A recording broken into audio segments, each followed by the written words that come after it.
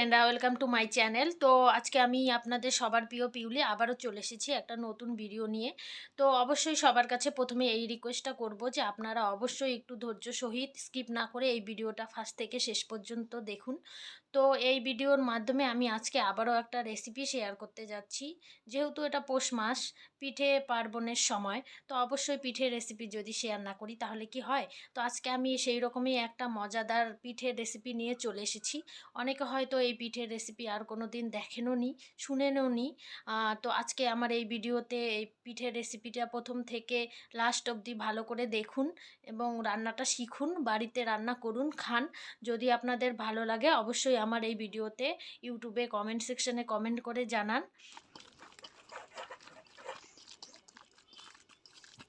তৈরি হবে একটা পিঠের রেসিপি। পিঠের রেসিপিটা একদম নিউ স্টাইলে তৈরি হবে, নতুন রেসিপি, অনেকেই হয়তো জানে না।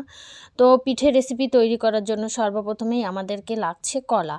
তো সর্বপ্রথমে আমি কলাগুলোকে ভালোভাবে ছুলে সেই কলাগুলোর মধ্যে সামান্য পরিমাণে চুন মিশিয়ে সেই কলাগুলোকে ভালোভাবে হাত দিয়ে চুন অ্যাড করার পর সেই চুন মাখানো কলাগুলোকে অনেকক্ষণ ধরে রেখে দিতে হবে, কমসে কম 5 থেকে 7 ঘন্টা রেখে দিতে হবে।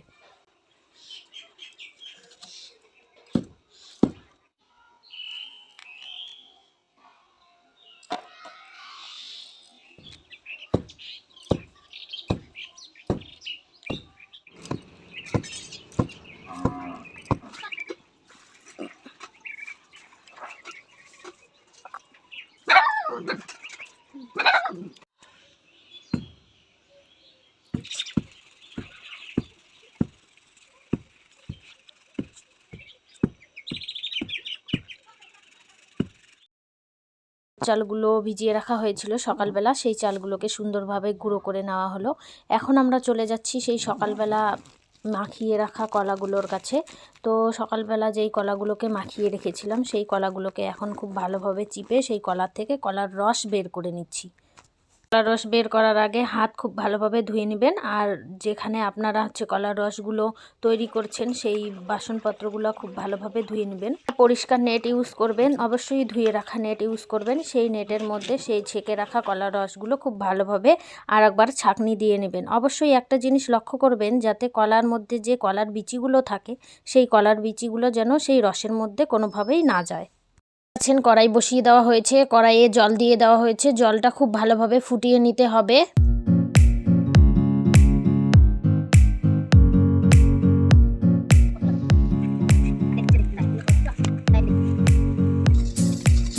সেই জলের মধ্যে দিয়ে দিচ্ছি আতপ চালের করে রাখা সেই গুঁড়োগুলো।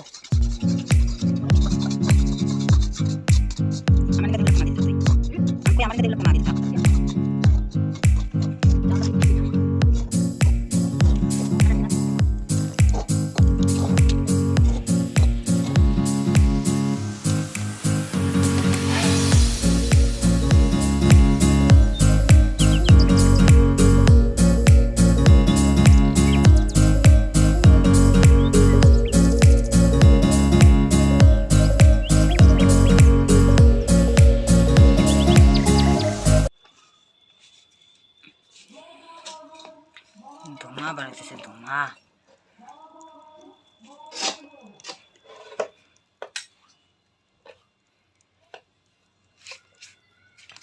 হয়েছে তো, হয়েছে, কিন্তু লাইটের জন্য না এত সাদা সাদা মনে হইতেছে। দিয়ে দিচ্ছি করে রাখা সেই কলার রসগুলো। সেই কলার রসগুলোকে ভালোভাবে, খুব ভালোভাবে অনেকক্ষণ উনুনে জাল করতে হবে। ওগুলো খুব ভালোভাবে পাকানো হয়ে গেছে। সেই পাকানো চালের গুঁড়ো থেকে আমরা এবার ছই বানিয়ে নিব।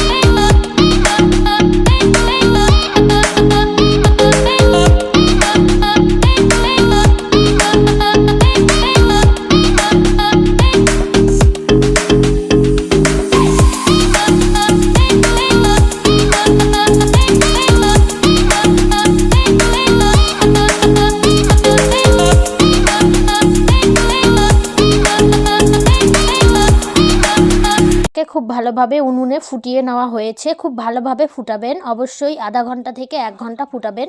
তার বিদেশি ডলু এটা সারা চলে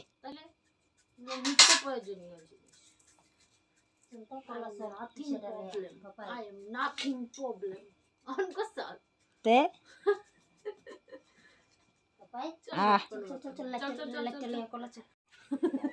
বানানিটা প্রথম থেকে দেখানি লাগলো হয়।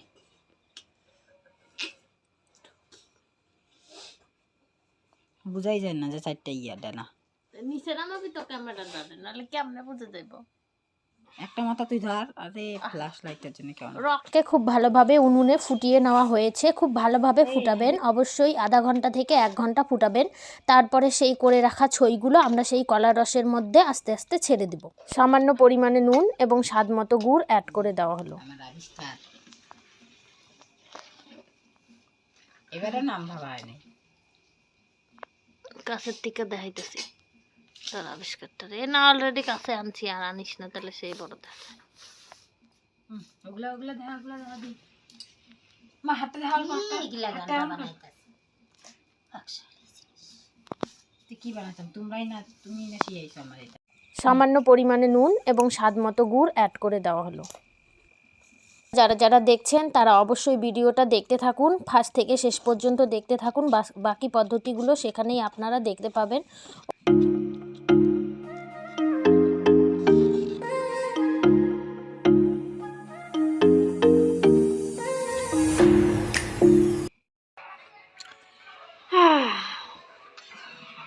পিঠা হয়ে গেছে, একটু পরে পিঠা খাইতে হবে।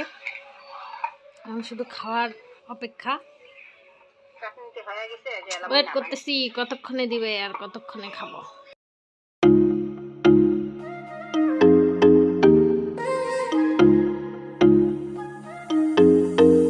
আপনাদের সঙ্গে শেয়ার করিনি, এটা হচ্ছে কলার পিঠে।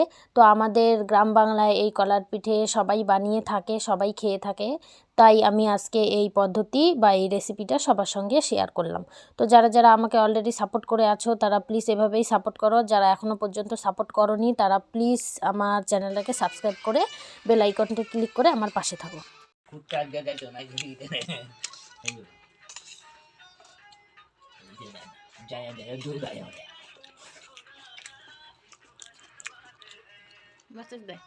সবাই হয়তো ভাবতেছে এই মানুষটাকে আমি হয়েছি ড্রিমে দেবো না, পিউলিস ড্রিম চ্যানেলের ক্যামেরাম্যান। সবসময় পর্দার পিছনে থাকি, কেউ দেখতে পায় না, কিন্তু আমাকে ছাড়া একটা ভিডিও শ্যুট হয় না।